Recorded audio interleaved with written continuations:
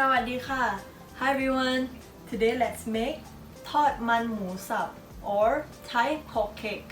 I think you might be familiar with ทอดมันปลา which is the fish version of this, but today we are making the pork version.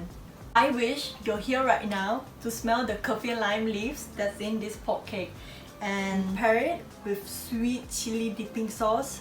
Perfect combination. Let's get started. Here are our ingredients. We have minced pork, red curry paste, eggs, kaffir lime leaves, long bean, palm sugar syrup or just regular white sugar, fish sauce, chicken stock powder, and lastly, crispy flour. As for the red curry paste, you can obviously go ahead and use the store-bought version. But if you would like to know how to make your own, I have made a separate video on this and it will be linked down below in the description box.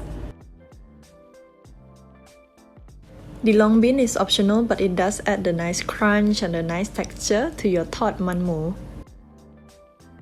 But what you should definitely not skip are these fragrant kaffir lime leaves. You just want to fold this in half to remove the stem. Right after that, you just want to gather a few, about 5 to 6 leaves, put it together and fold it. And you're going to cut it this way. And then with your sharp knife, we are going to thinly slice this. Now that you're done prepping all of the ingredients, it's time to combine everything step by step, starting with the minced pork and the red curry paste. We combine these two well first because it's going to be a lot easier when we add in the eggs later on. When you mix it, it may look slightly runny, but it is totally normal. When that's done, we add in all of the seasoning ingredients.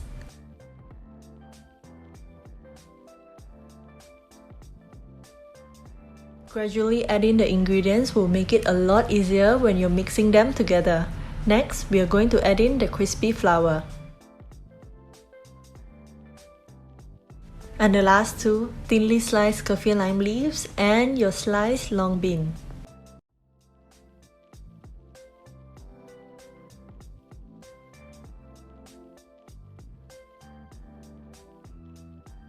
Another crucial step is to let this set in the refrigerator for at least half an hour covered. Letting them sit in the fridge for half an hour will let it set and make it a lot easier when we are frying them later on.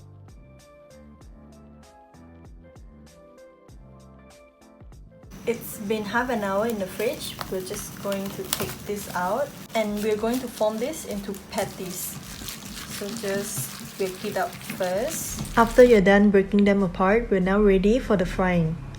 Add enough vegetable oil into the pan and gather them on your fingers like this and form small patties. We're going to fry them on medium heat until they turn a nice golden brown. Once again, you're going to gather them on your fingers, flatten them out a little bit so that it's going to cook easier, then just drop it into the hot oil.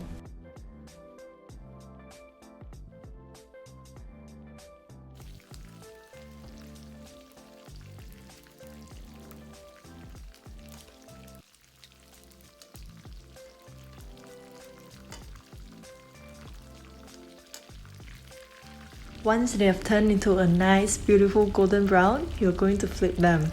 And also use your turner or any tool to flatten them out like this.